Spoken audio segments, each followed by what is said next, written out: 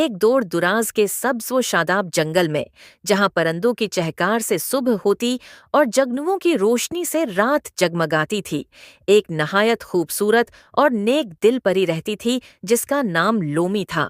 इस जंगल के दरख्त इतने ऊंचे थे कि उनकी चोटियां बादलों से बातें करती थीं।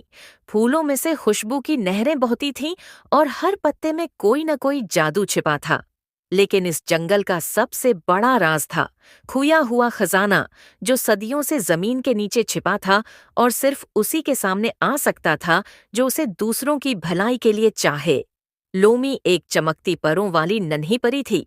वो हर सुबह फूलों पर शबनम जमा करती, तितलियों के पर साफ करती और नदी के किनारे बैठकर सूरज की पहली किरण का इस्तकबाल करती। मगर इसके दिल में हमेशा एक सवाल गूंजता रहता था, ये खोया हुआ खजाना आखिर कहाँ है और ये किसके नसीब में आएगा? एक दिन शाम के वक्त, जब आसमान पर गहरे बादल छा गए और तेज हुआ पतें उड़ाने लगी, लोमी ने देखा कि जंगल के किनारे एक नन्हा लड़का आर्यान रोता हुआ बैठा है।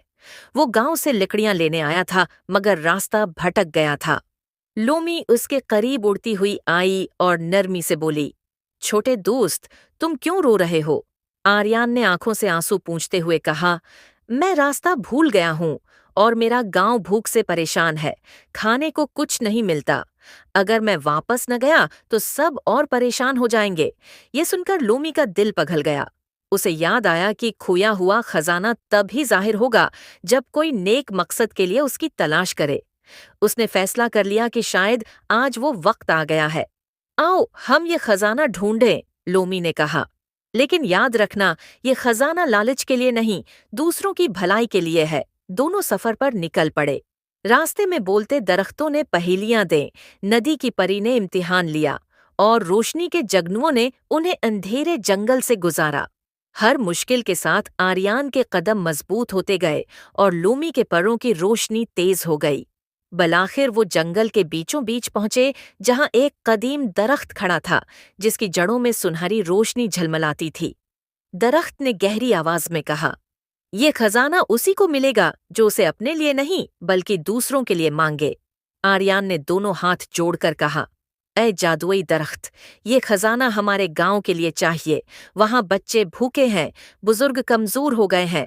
मुझे अपने लिए कुछ नहीं चाहिए। जमीन हल्की सी कांपी, दरख्त के पत्ते बजने लगे और जड़ों के नीचे से एक पुराना संदूक निकला। आर्यान ने जब उसे खोला तो अंदर सोने चांदी के सुके नहीं थे, बल्कि चमकदार बेज थे। लोमी ने मुस्कुरा कर कहा, ये बेज ही असल खजाना है। उन्हें अपने गांव की जमीन में बो दो, अगली ही सुबह फसलें लहलहा उठेंगी। आर्यान बीज लेकर गांव वापस आया। गांव वालों ने पहले तो यकीन न किया, मगर जब बीज बोए गए तो अगले दिन सब्ज खेतों ने कहत को मात दे दी। खुशी लौट आई, बच्चे हंसने लगे और सब ने आर्यान और लोमी की बहादुरी को याद रखा। लोमी वापस अपने जादुई जंगल आई और कदीम दरख्त ने मुस्कुराकर कहा, तुमने अपनी रोशनी से एक गांव को बचाया। अब ये जंगल हमेशा तुम्हारा दोस्त रहेगा।